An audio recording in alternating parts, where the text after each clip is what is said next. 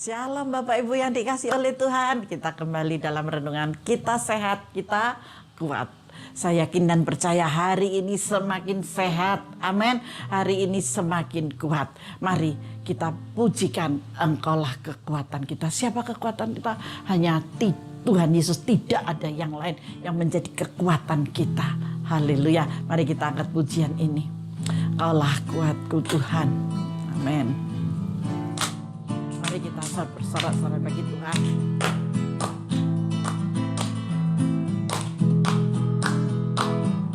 Meskipun musuh di depanku, rintangan menghadang langkahku, tahu sungguh Engkau bersamaku. Katakan amin. Jangan takut dengan keadaan apapun yang menimpa saudara ya. Ribu rebah di kiriku, berlaksa di sisi kananku, tahu janjimu Engkau bersamaku. Amin, haleluya. Takkan pernah goyah keyakinanku pada dirimu. Pegang teguh keyakinan saudara, iman saudara.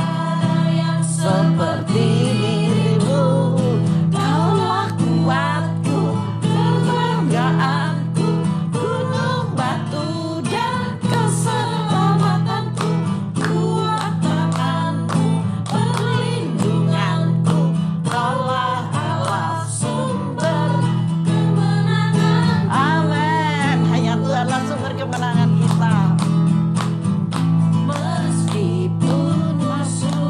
Depanku, amin. Rintangan menghadang langkahku, tahu sungguh Engkau bersamaku. Yesus selalu bersamamu, Roh Kudus selalu menyertaimu. Amin. Rebah di kiriku, berlaksa di sisi kananku, ku tahu janjimu Engkau bersamaku. Ya serta kita. Takkan pernah goyah keyakinanku pada dirimu, Yesus Tuhanku. Tiada yang seperti dirimu. Kaulah kuatku, kebanggaanku, gunung batu dan keselamatanku, kuat tanganku, perlindunganku,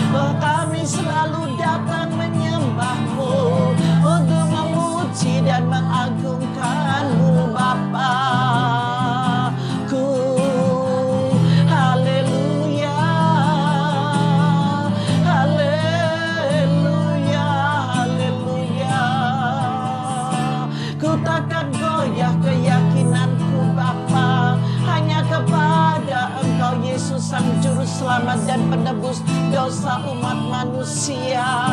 Haleluya, haleluya, haleluya, haleluya. Engkaulah kembang mawar Syaron, Engkaulah kembang mawar Syaron yang berbau harum dan indah di dalam kami. Bapa Yesus Kristus Putra Tunggal Allah yang selalu menaungi kami, yang selalu melindungi kami.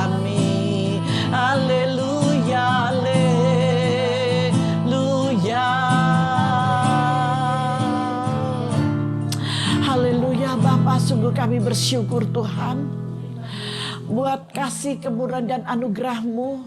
Kalau hari ini kami masih sehat, kami masih kuat Tuhan, karena ada Yesus yang selalu menyertai kami.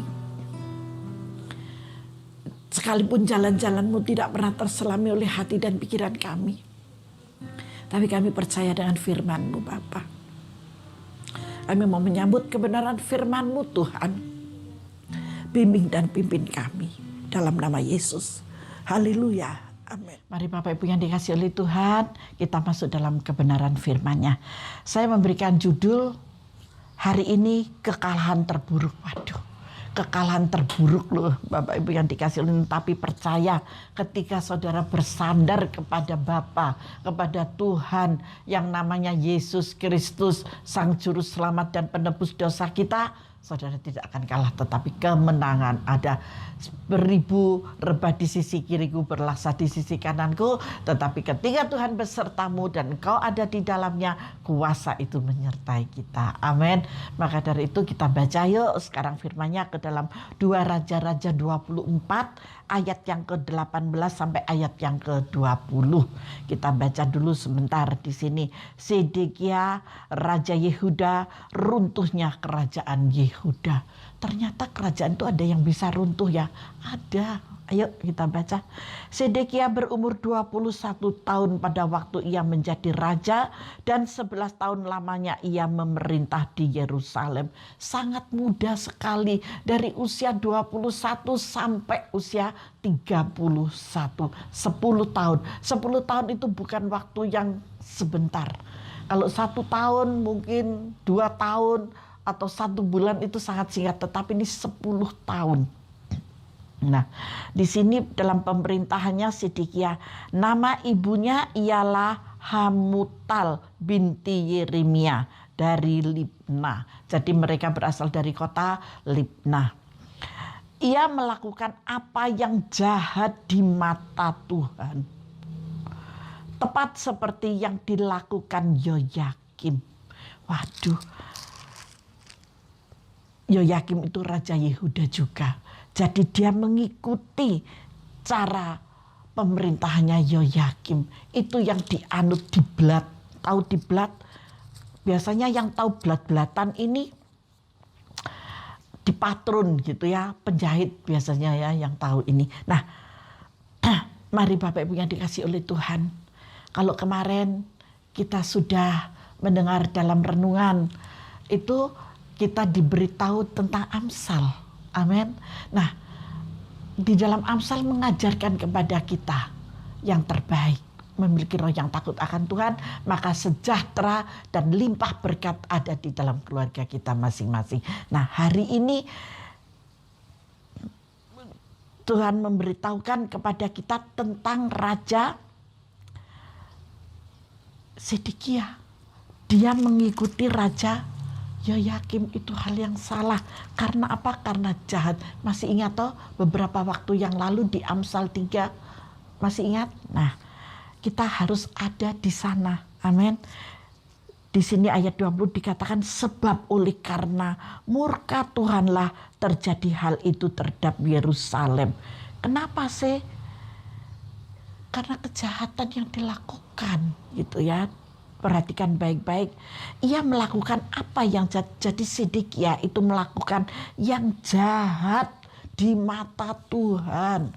Padahal dalam Amsal mengajarkan kepada kita supaya kita itu menghargai Tuhan dan juga manusia. Nah, tetapi diberikan kepercayaan untuk memerintah pada rakyatnya, dia sudah beda gitu, nggak bisa. Jadi dengan kejahatannya. Kita lanjut dulu di sini. Sebab oleh karena murka Tuhanlah terjadi hal itu terhadap Yerusalem dan Yehuda, yakni bahwa ia sampai membuang mereka dari hadapannya. Sedekia memberontak terhadap Raja Babel. Ketika Sedekia memberontak terhadap Raja Babel, ada apa? Ada pembelaan yang Tuhan berikan kepadanya. Di sini ada PR yang mau saya beritahukan kepada saudara, yaitu pembacaan dari 2 Raja-Raja 25 ayat 1 sampai ayat ke-21.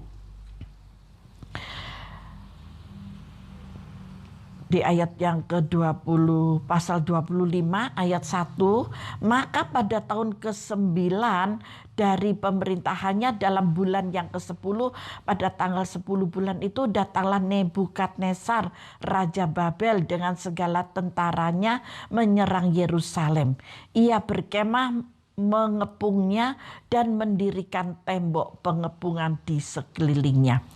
Demikianlah kota itu terkepung sampai tahun yang ke-11 zaman Raja Sedekia. Jadi pada zaman Raja Sedekia itu sudah sangat terkepung. Nah, itu yang menjadi PR Bapak Ibu semuanya, saudara sekalian, untuk membaca di ayat 1 sampai ayat yang ke-21.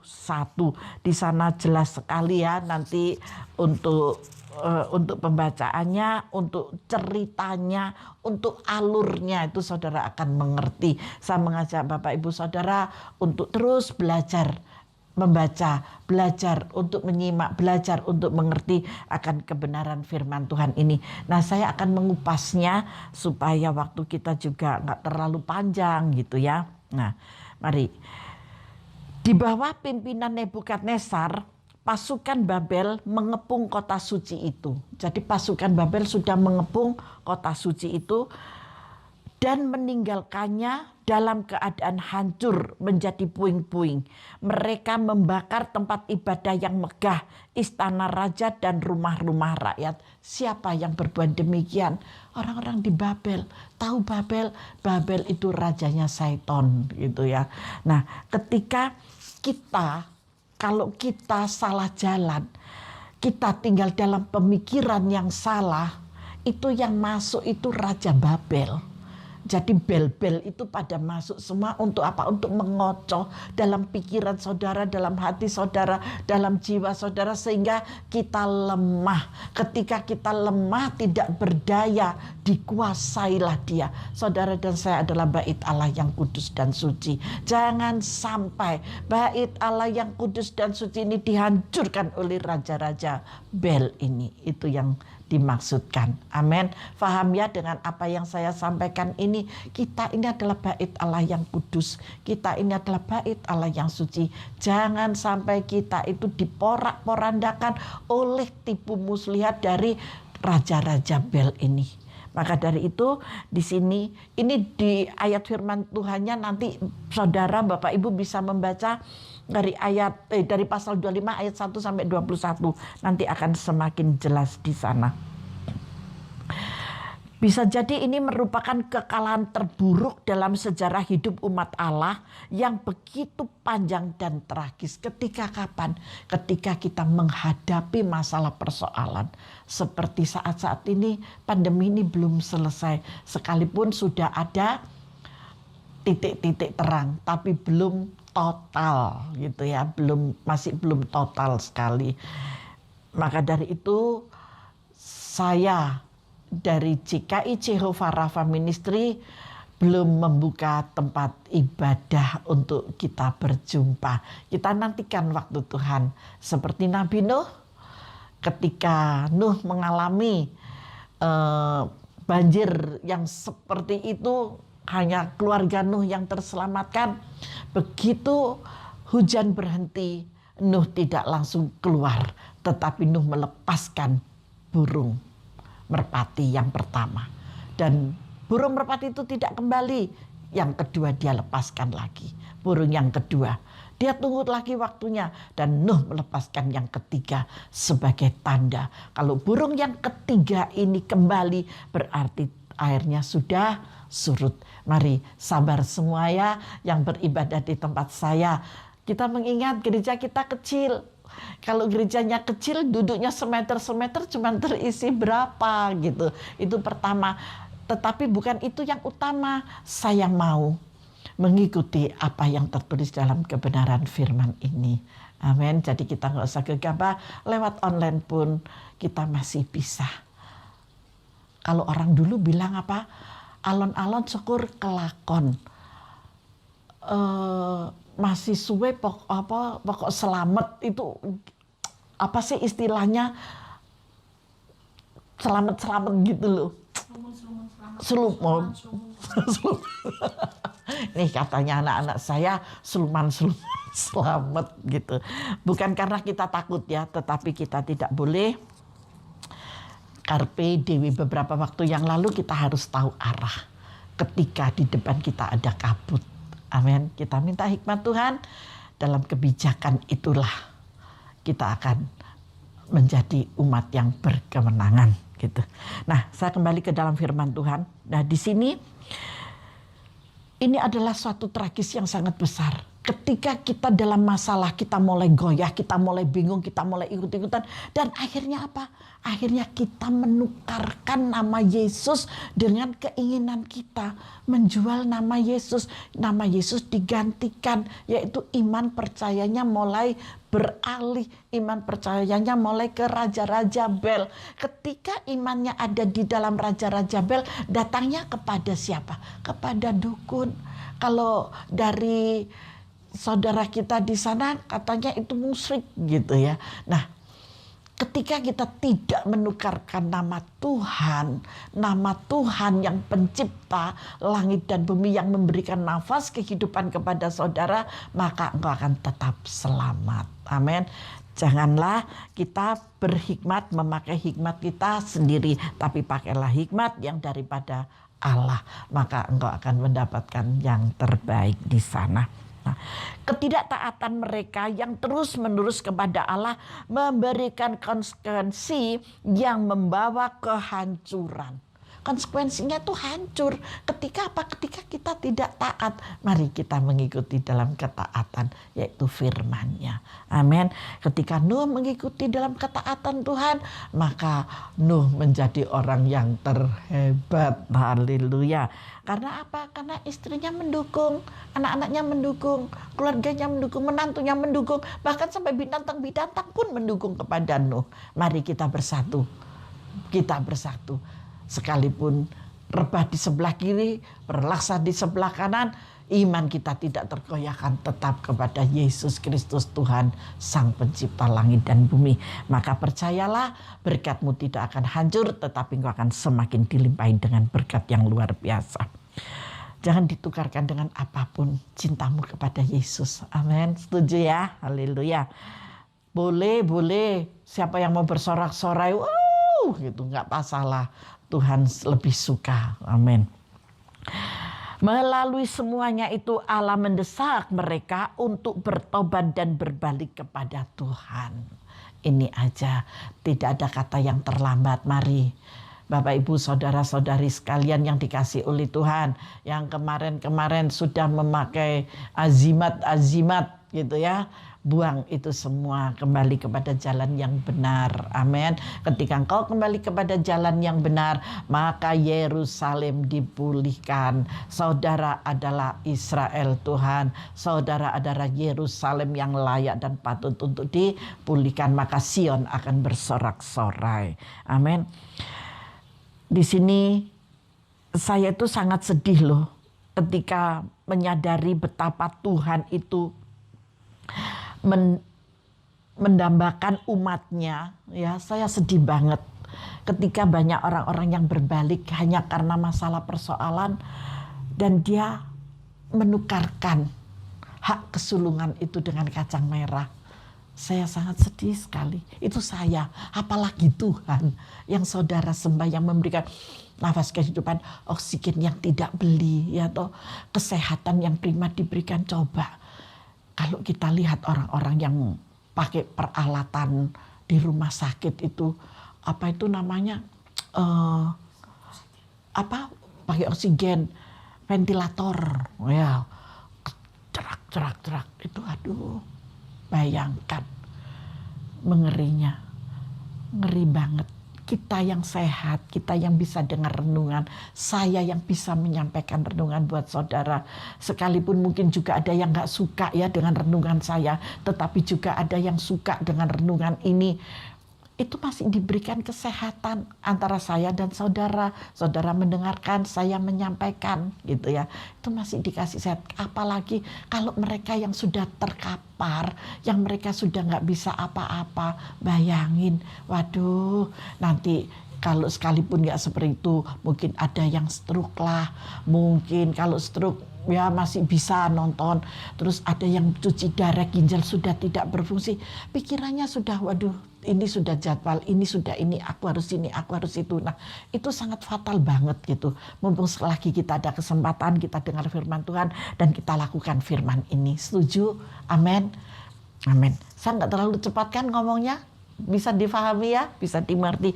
Jangan sampai kita itu beralih iman, kepercayaan kita kepada Sang Pencipta.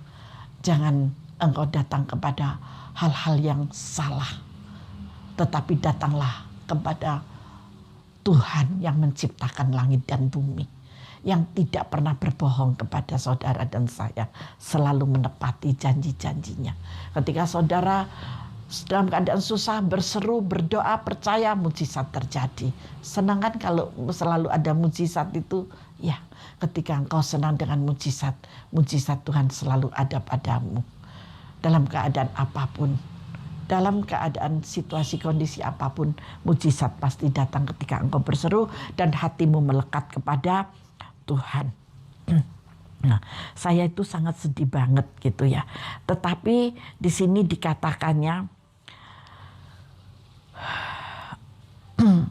ketidaktaatan mereka yang terus-menerus kepada Allah memberikan konsekuensi yang membawa kehancuran. Melalui semuanya itu Allah mendesak mereka untuk dapat bertobat dan berbalik kepadanya. Berarti kalau saudara sudah dalam jalan yang salah, kembali untuk bertobat, Tuhan itu tidak memperhitungkan. Saudara akan diterima dengan kedua tangan yang terbuka, dengan pelukan kasih sayang. Maka saudara akan menjadi orang yang istimewa. Amin. Saya juga kerap kali harus mengingatkan diri sendiri tentang tugas yang, maksud saya, kita harus sering mengingatkan diri kita sendiri. Seringkali kita bisa memberitahukan kepada orang lain, kita bisa mewejangi orang lain, tetapi kadang kita sendiri mengalihkan diri kita ke hal-hal yang salah. Maka dari itu mari saudara, kita bersama-sama di dalam pimpinan satu Roh Kudus, sehingga saudara yang memberitahu ke teman dan teman saudara bertobat, saudara sendiri tidak salah jalan. Itu yang saya maksud. Amin. Saudara setuju ini? Semakin saudara mengasihi Allah, semakin saudara akan membenci semua dosa itu. Ingat PR-nya, di mana dalam pembacaannya 2 Raja-Raja 25 ayat 1 sampai ayat 21. Tuhan Yesus memberkati kita semua. Mari kita masuk di dalam doa. Bapa, sungguh hamba-Mu bersyukur Tuhan saat ini. Hamba boleh bersama-sama dengan anak-anak kekasih-Mu yang Kau cintai. Engkau selalu datang untuk memberikan wejangan dan peringatan kepada setiap kami Bapa. Agar iman kami tetap teguh. Agar iman kami tidak tergoyahkan. Sehingga bait suci ini tidak amburadul Bapa. Kehidupan kami tidak berporak-poranda. Tetapi hidup kami teratur dengan luar biasa. Teratur dengan tertib. Sehingga berkat yang sudah Kau sediakan Bapa akan langsung datang kepada lumbung di mana kami sudah menyediakannya. Kami percaya Tuhan, lumbung yang dari Engkau akan terisi penuh di dalam bejana-bejana yang kudus ini dengan berkat keilahian yang luar biasa. Sehingga anak-anak-Mu tidak kekurangan dalam suatu apapun Tuhan. Baik kekurangan damai sejahtera, kekurangan sukacita, kekurangan keuangan, tidak ada. Semua terpenuhi oleh karena kasih Kristus. Karena mereka memiliki iman yang kuat, memiliki iman yang kokoh, yang tak tergoyahkan. Bapak Ibu yang dikasihi oleh Tuhan, janganlah engkau takut untuk menghadapi semuanya yang kau hadapi saat ini, karena kau tidak sendiri, tetapi Yesus Sang Juru Selamat dan Penebus dosa setiap umat manusia menyertai kita sekaliannya. Di dalam nama kuasa Bapa, Putra dan Roh Kudus, hamba-Mu berdoa di dalam nama Tuhan Yesus Kristus dan memberkati mereka semuanya. Haleluya. Yang percaya dan sudah terima berkat, mari bersama-sama saya katakan amin. Tuhan Yesus memberkati kita semuanya.